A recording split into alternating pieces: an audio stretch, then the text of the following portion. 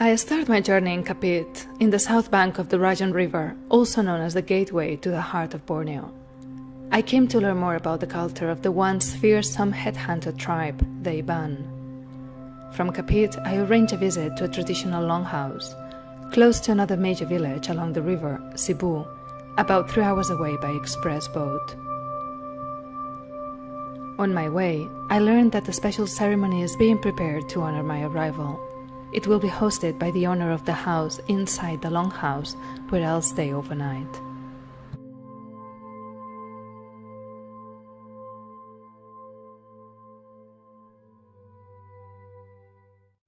I meet Alex, Ben, and Mulan in Cebu, and after 1 hour driving, we arrived at the Iban residential area known as Rumah Nelson Surau. The longhouse I'll stay in is very antique.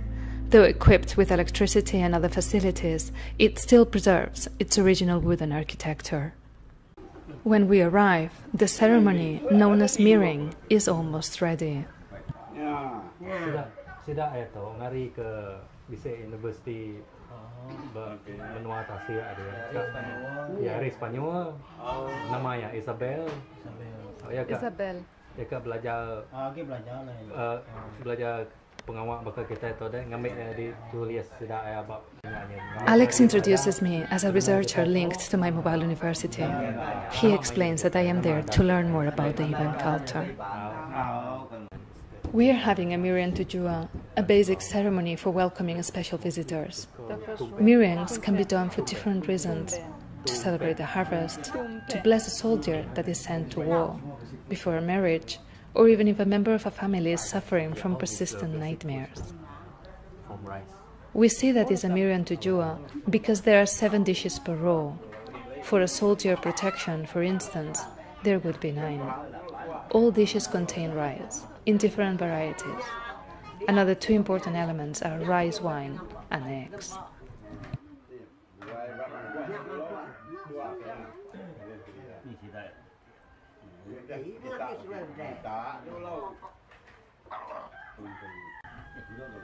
They start the ceremony preparing the rice wine, one for the gods and one to be drunk by the people gathered. Apart from the first glass of wine, other presents are offered to the gods and spirits, such as tobacco and pinang leaves. A chicken has also been brought, and for the ritual, it will be used alive. The lady on the right is the daughter-in-law of the wise man hosting the ceremony. Her husband is one of the very few young shamans among the Iban. In his 20s, he became very ill, and in his dreams, he was given 3 choices: dying, being paralyzed for the rest of his life, or embracing his gift and become a shaman. He chose the 3rd option.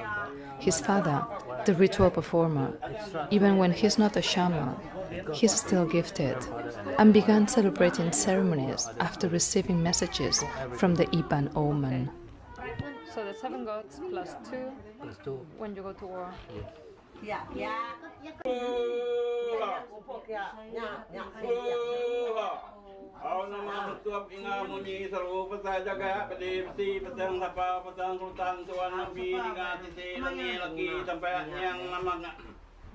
Betup inga dinga saru pasa jaga bit bangga pasang sapa pasang sultan tua raja ninga nanga lubala lang namak mau menyai ruai mau tataya penyai mentang nama idiot.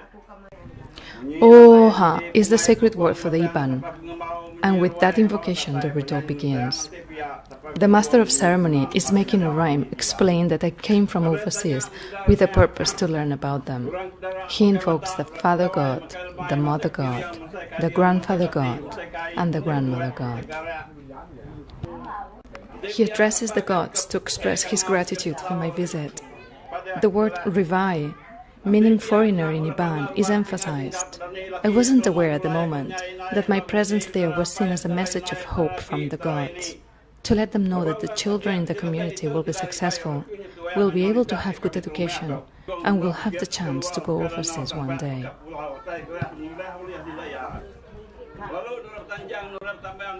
In his final prayer, the wise man emphasizes that the children will have good education and will become successful.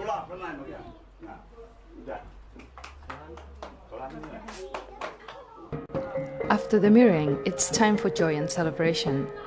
Everyone, men and women, dance. Children are allowed to stay, even when it's late at night. It's a special occasion. Those who can play instruments too. We are now in the main corridor of the longhouse, outside the door where the mirroring took place. What is hanging from the ceiling on the left are the skulls of 11 warriors, some of them Japanese soldiers from the Second World War, some older than that. On my way to the longhouse, I had been strongly warned against taking pictures or recording the skulls before the mirroring. I could only do that once the spirits were praised and the gods were present.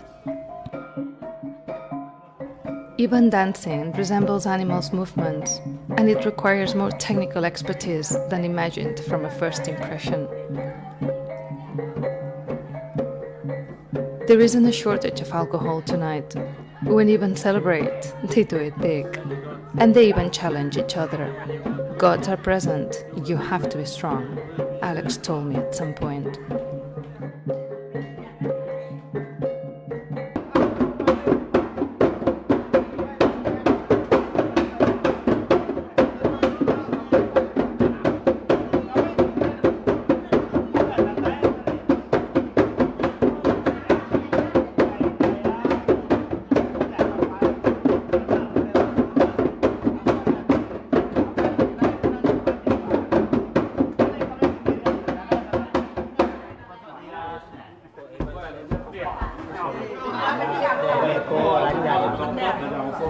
The news about the mirroring has spread throughout the neighborhood, and youngsters from here and there join us in our party, as children, one by one, go to sleep.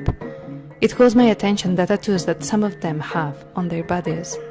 Tattoos were very important for the Ibans in the old times, when they were mainly warriors and headhunters. They believed to be invisible to the gods, unless they had tattoos on their bodies.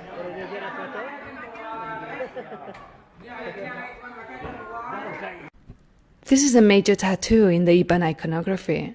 It's generally worn on both shoulders, on the front. This other is intended to protect the headhunters from losing their own head.